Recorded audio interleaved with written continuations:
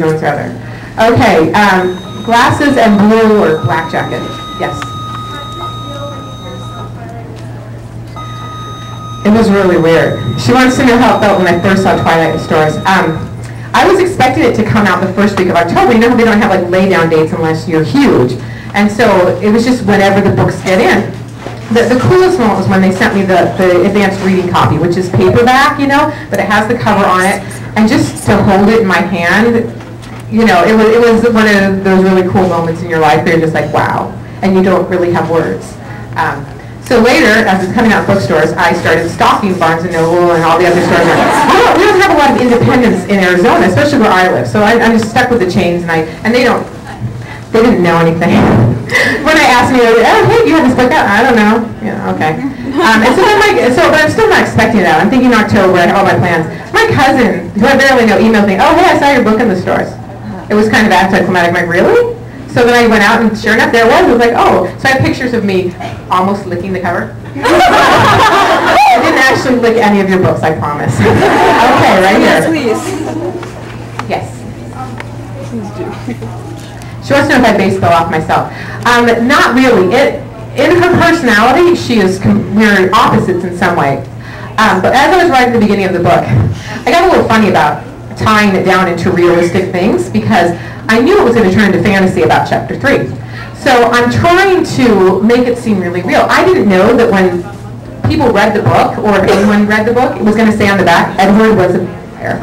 I kind of wanted that to be a secret.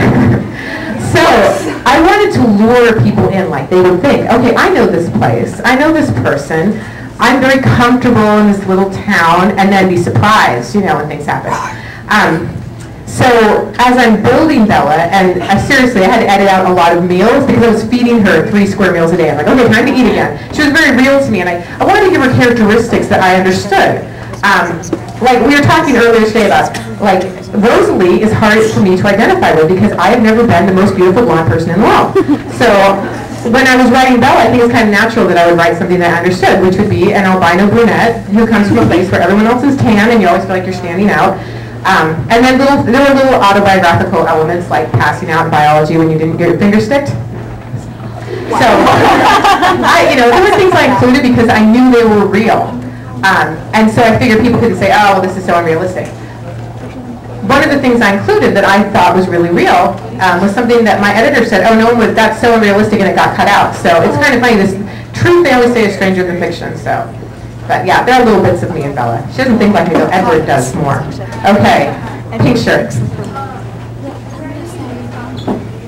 There is no new news about the movie. It's still under option. I'm guessing I won't hear anything until April.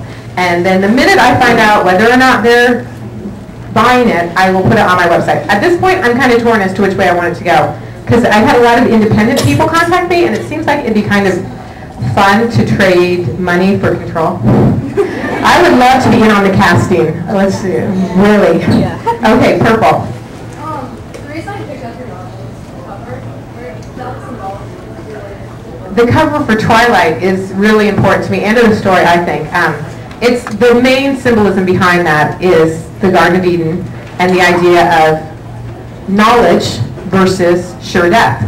So do you want to be completely ignorant but blissfully alive, or do you want to know what's really going on and then possibly die? There's a lot of apple symbolism out there. You know, there's Snow White, bite the apple and you die. And so the apples are kind of a dangerous fruit in mythology. And I just really like the idea of choice. I wanted there to be a bite out of the apple. And my publisher said it looked weird, but the Danish copy put a bite in and it's heart-shaped and it looks amazing. So I wanted there to be a bite because in my mind, it's Edward offering her the apple, even though the hands on the front cover, it's the girl's hands kind of trying to decide. But Edward should be offering the apple, and it's already got a bite out of it because he's already got that life. And so whether or not she wants to join him. So that's why I went with that. Okay, blue. My favorite couple besides Edward and Bella. It's hard. Probably Jasper and Alice. Just because, you know, Alice, she's so great. And the kind of the whole, I know the backstory with all of them. Lucky me. So I know how the relationship developed and everything. And I just, any interaction with Alice is a joy for me to write. So probably this. But Carlisle and Esme are so sweet. They remind me a lot of my parents in some ways, and so, you know, I enjoy them quite a bit. Okay, boy. Ooh. It's not really a boy asking a question. Now I'm sad. Okay. I'm sure you get asked this a lot, but is Edward Cullen based off of a real person, like in your life? And Right. so who? Okay, is Edward Cullen based off a real person? Oh, don't I wish. Actually, it's kind of funny because if you ask my husband, he will completely just be like, oh yeah, based off of me. I don't know where he got that from. No, Edward's completely made up. And okay, I'm being told I get 2 more questions. So, with the headband right here. I don't know, it's hard to be a favorite quote from the book, because I like a lot of things for a lot of different reasons. The one that I end up writing down the most when someone says, write down a quote, I usually write, you know, and so the lion fell in love with the lamb, because that kind of sums it up, their relationship for me. But it's hard because I like a lot of it. Okay, and then right here in the black. Last question, sorry. Twilight actually was not influenced by Muse because I did not discover Muse until after Twilight was already done. I discovered Muse while writing Forever Dawn, you know, the big long sequel that will never be. And so when I was writing Twilight, pretty much I was listening to Linkin Park, Meteor, and Hybrid Theory on an endless loop. So